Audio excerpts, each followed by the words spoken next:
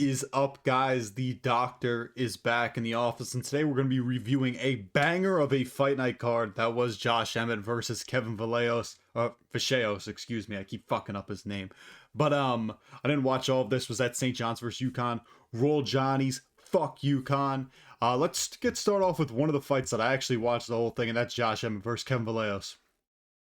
Kevin Vallejos. I keep calling him fucking Vallejos. I know it's Vallejos. Yair Rodriguez, where is your bitch ass at? That's where I'm asking. Yair, we're bringing you out of hiding, and we are sleeping you out cold. Josh Emmett, my brother, you need to retire. This is exactly what we all thought Josh Emmett was going to look like.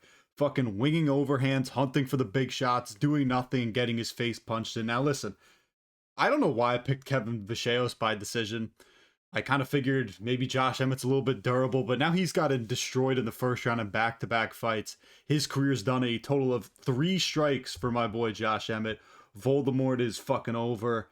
Kevin Vallejos is Harry Potter. He has ended your life. I know some people are throwing out Brian Ortega as the next matchup for Kevin Vallejos. Why would anybody want to see that? Brian Ortega is completely washed, and he's trying to fight at 155. Why are we bringing him back down to 145? Then you also have Jean Silva. I want Jean Silva and Kevin Vallejos on like different paths and then meeting up either for like a title eliminator or like actually fighting for the belt. Let me tell you something, Volk, once you beat Lerone or Movzar, just retire. I don't want to see you fucking around with guys like Kevin Vallejos and Jean Silva who could legitimately put you out cold. These guys are different level. You see why Kevin Vallejos is getting Ilia Topuria comparisons. This guy has very advanced striking, does a great job mixing up shots to the body, to the head, mixes in elbows and knees very nicely. This guy is fucking special. Josh Emmett, you were terrible. It was so funny watching this guy try and like wing a fucking overhand right or left at the end and just whiffing on it badly and slipping. Just brutal, fucking got his ass kicked. Kevin Vallejos put a big red dot in the middle of his head. He looked like an Indian. Just rough look for Josh Emmett. He got absolutely destroyed, brother. It's time to retire. You know, the days of where you're fighting Yair for the interim belt and you're one of the hardest 145ers in the UFC are over. Kevin Vallejos is here. He's here to stay. This guy's legit. And if you're not on the Kevin Vallejos bandwagon, get on it now, because this guy's going to be top 10 in featherweight rankings by the time Monday rolls around.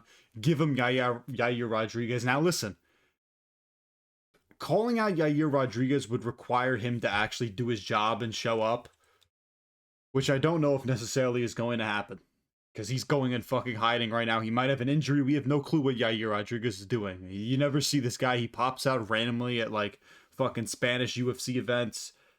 I don't really know what to say, but the joy in watching Kevin Vallejos sleep Yair Rodriguez would be special. That's the next match we got to make. And for Josh Emmett, buddy, it is time to retire. Moving on down the card, we got Amanda Lemos versus Jillian Robertson. Listen, Amanda Lemos was actually doing like fairly decent in the beginning of this fight, you know, like kind of reversing takedowns, reversing position, like actually controlling Jillian Robertson. But then Robertson kind of took over with the takedowns in the second and third round, got a ton of control time, kind of nearly finished Amanda Lemos at the end of the third round. I don't really have much to say about this. Who truly cares about Amanda Lemos or Jillian Robertson, as a matter of fact? Hold on, I want to make myself a little bit small. No, actually, we're not going to make myself smaller. Yeah, just good win for Jillian Robertson. Amanda Lemos, buddy, or Justin Bieber, it's time to retire.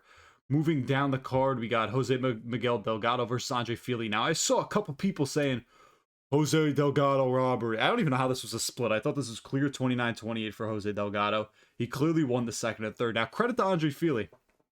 I underestimated his crafty vet level, because I figured this guy's a 50-50 fighter. He'll win one, lose one. He's due to lose this fight. He fucking dropped Jose Delgado with a nasty right hand. He did a great job just kind of bothering Jose Delgado with the amount of times he'd switch stances, and you could tell Jose for at least the first round and a half was pretty hesitant to throw punches and to kind of commit to big shots. But once that second round came around, he was landing kicks to the body more effectively, sneaking head kicks in there, just letting his hands go a little bit more. Now, Andre Fili did a nice job timing takedowns in this fight. He landed 4 of them. I think Jose Delgado also got one in that second or third round. I got a single leg. Credit to, Andre Fili for coming out here and fighting. people were acting like he won the third round because he got a takedown that like literally resulted in barely any damage whatsoever at the end of the third round. Jose Delgado was better, landed more strikes, could mix in the knees, beat him up inside the clinch outside of that first round. Outside of the first round, it was very clear Jose Delgado won this, but credit to Andre Fili. He really stood in there, looked a lot better, put on like a people forget man kind of performance for Andre Fili. Like this guy fought Max Holloway. You know, he just beat C-Rod. It wasn't a bad performance from Andre Fili by any means. I think Jose Delgado, you push down the brakes a little bit on the hype train for him because he didn't fucking starch Andre Fili, which isn't necessarily, again, the easiest matchup. I know I predicted him to knock him out in the first round, but Andre Fili is not, the easiest guy to beat. I think he's like 25-13 as a professional. He's been around for forever. So not exactly the easiest dude to defeat in the UFC, but good win for Miguel Delgado nonetheless. He's on the right end of a close decision now. Moving on to Marwan Rahiki versus Harry Hardwick. Now this was fucking funny. This was an all-time great scrap. Two guys just going in there and throwing. Really no defense. Marwan Rahiki, here's what I'll say. This guy has a ton of raw talent. If he can just become a little bit smarter and a little bit more defensively sound, this kid is going to go fucking far. Harry Hardwick, it is gotta be at least a little funny that this guy is quote-unquote quit in back-to-back UFC fights. His first one, leaves the fucking arena in a wheelchair because his legs got so badly beat up by Cowboy Fernandez. And this fight, second round ends and he says, my jaws broke to his corner and the fight is called off. But credit to Harry Hardwick. Still stood in there and fucking fought. He's just a new Chris Patino in my opinion. Puts on fun fights because he just gets beat up, but was landing shots on Marwan Rahiki, who again is just not very defensively sound whatsoever, but he is nasty hooks. Just really sick fight. Again, this was an Apex Classic. There was so many fucking great fights on this card. I really wish I obviously I'm happy I was at the St. John's versus UConn game, but I almost wish I could have sat down and really, appreciated this card in its entirety because I kind of was in and out of a lot of these fights, but this was one of the fights that I did watch fully. There were some just overall great striking moments throughout this fight. Not a ton of grappling, just guys going in there and fucking throwing down. Moving on to Ian Kutal, fucking Omar Sy. Obviously, people thought Omar Sy, and I don't really think I ever thought he was good, but like there were people who thought this dude was a decent prospect in light heavyweight division. He gets taken down and subbed with a mounted guillotine. And it was so quick. I feel like he barely fought at all. He gets taken down and it's like, oh, I don't want to be there anymore. Ian Kutal, but you can never predict this guy's his fights. Usually he just destroys cans. Omar Sy, is this guy a can now? I think I overrated the Brenton Ribeiro win, even though Brenton Ribeiro is fucking terrible. But that was a win in France.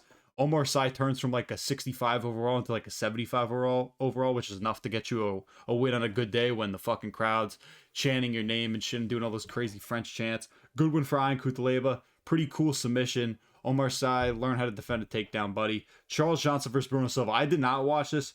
I heard there was a 30-27 for Charles Johnson. I can't speak too much on this. I heard it was a close fight. I saw people saying Johnson won 2 and 3 just by blitzing in and doing more damage. Bruno Silva is literally doing steroids, so he shouldn't be winning any fucking fight. Guess good bounce back win for Charles Johnson. Fuck Bruno Silva. Your back looks like a fucking volcano with the amount of acne on it. Moving on to Chris Curtis versus Miktabek Orolbai. Another fight I really didn't watch a ton of, but Orolbai just dominated Chris Curtis in the grappling sequences. It's hilarious. Lightweight Orolbai defeated a former top 15 ranked middleweight. That's why fucking Orolbai is a badass. And this guy, I saw Bedtime say this, and I can't believe I didn't point this out sooner. He literally has Bilal Muhammad striking with more power. You know what I mean? Like he moves so weirdly in the octagon, but he just has better power. Great wrestler. Orolbai, big win for him. The fucking title run goes on. Chris Curtis, this is just what you are. They'll take your back. They'll hold you down. You really can't do anything. Orolbai fights smart. He had that one kind of war with Rebecca where he's like, oh, I'm going to come in here and fight a little fucking stupid. And, after you lose that split decision, he's like, fuck it.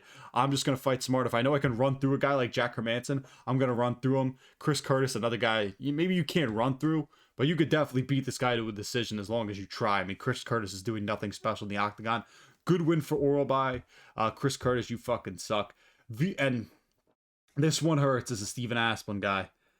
Vitor Petrino beats Steven Asplund. This was a great fight, and I'll give credit to Steven Asplund. This guy's got a great fucking chin. It held up. His cardio kind of held up. I mean, he did look gassed, but he didn't get knocked out. he still was delivering shots. His takedown defense was good enough. He got taken down, kind of. Like, it was like a slip or something, or he got dropped.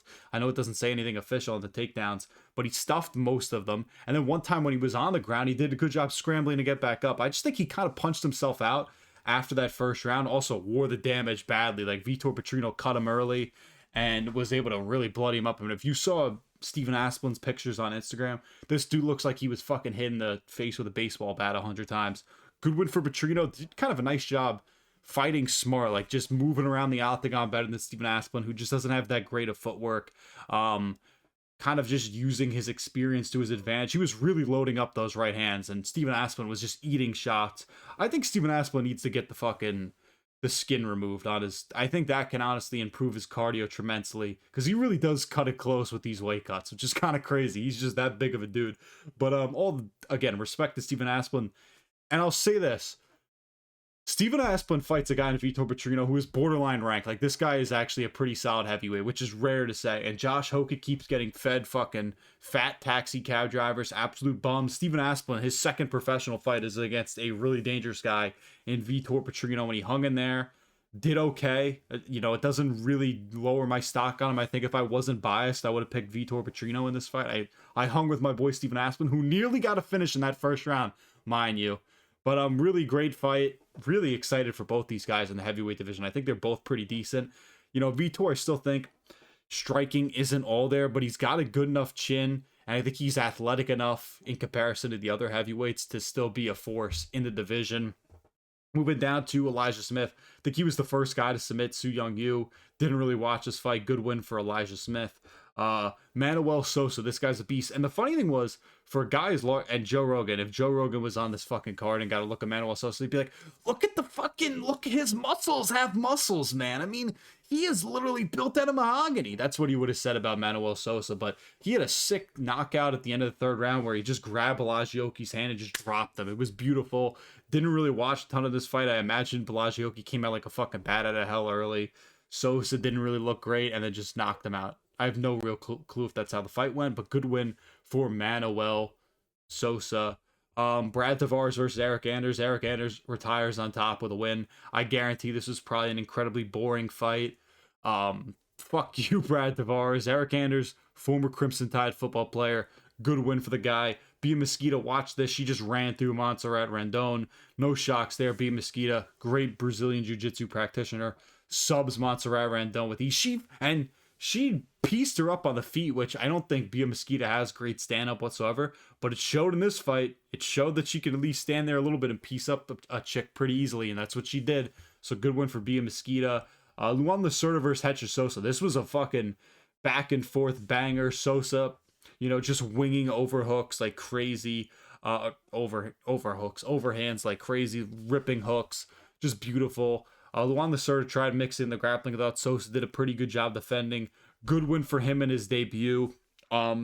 He's just a really exciting bantamweight. He just really, credit to him. His gas tank held up. He was able to land a lot of shots while also taking, you know, a lot of nice, you know, Luan Lacerda throwing nice punches at him as well and eat them. And Hector Sosa was able to eat them. Good win for him. And then Sam Hughes, she fucking got pieced up and low-key bitched by Yair Rodriguez. That was a bad pick for me. But I think I went 11 for 14 overall in the card. The only fights I got wrong were Sai, that's 1. Asplund, that's 2. 11 for 14, Sam Hughes. That was the only one I got wrong. And mainly because Sam Hughes is a channel legend. But again, quick recap. Didn't really watch every fight, you know, super in depth, but Kevin Vallejos, this guy's fucking legit. Buy in now. He's going to be fighting for the belt soon. Yair Rodriguez, buddy, we are coming for you. We are going to knock you out, and you're going to fucking retire because you're a fucking bum. Thanks for watching.